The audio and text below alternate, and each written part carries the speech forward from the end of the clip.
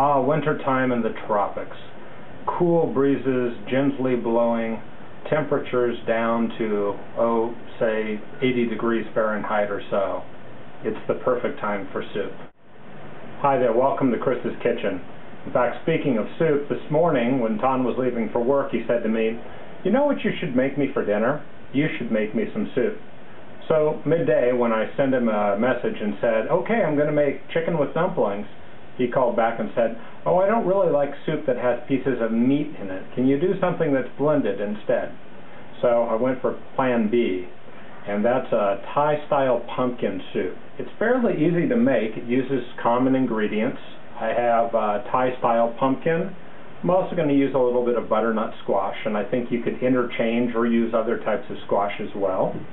Then it uses some onions, some chicken stock, of course, and then for the Thai flavoring, we're going to use a couple of spices that you may be familiar with.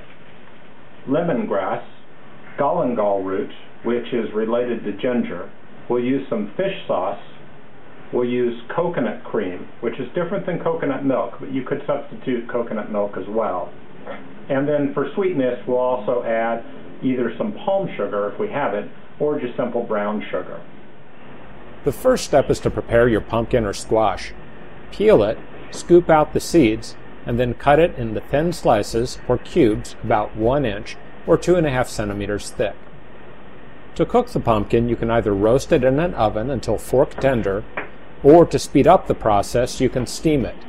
Do this either using a rice cooker or a steaming basket placed in a pot of gently boiling water. Next, prepare your aromatics, the herbs that give the soup its Thainess. You have a few options here.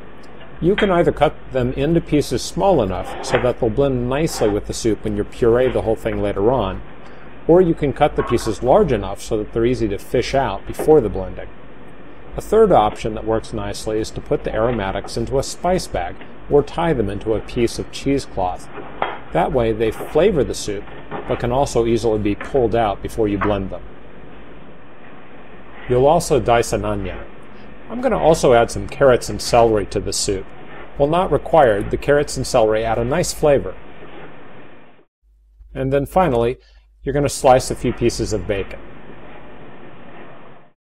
We begin by sautéing the bacon in just a little tiny bit of olive oil. The purpose of this is to give some flavor to the olive oil, which we'll use to sauté the aromatics, but also because we want to make the bacon crispy to use as a topping afterwards. Now, bacon isn't exactly a traditional Thai flavoring or ingredient, but it's a tasty addition, so we're going to use it anyhow. Call it a fusion soup.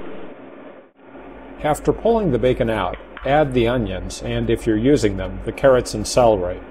Stir this mixture over medium heat for a few minutes until they begin to soften.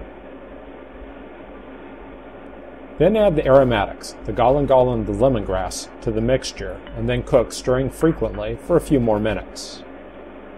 You can also add some spices here to build up the flavor.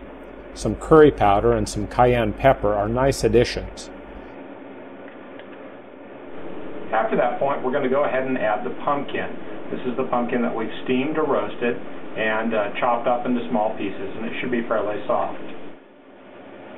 To that, we'll add the stock or broth.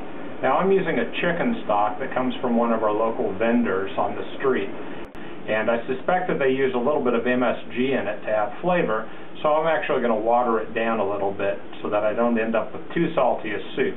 You can use a canned broth or a broth that you've made yourself from home. It doesn't particularly matter. It's all a matter of what's convenient for you and what you think tastes best.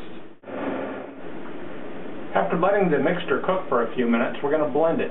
Now, you can either use a traditional blender for that, or my preference is to use a handheld immersion blender, which can actually be stuck into the pot. If you don't have one of these and you'd like to make soups, you might consider making the investment in one. It's a fantastic tool to have in your kitchen. After the blending, you'll season the soup.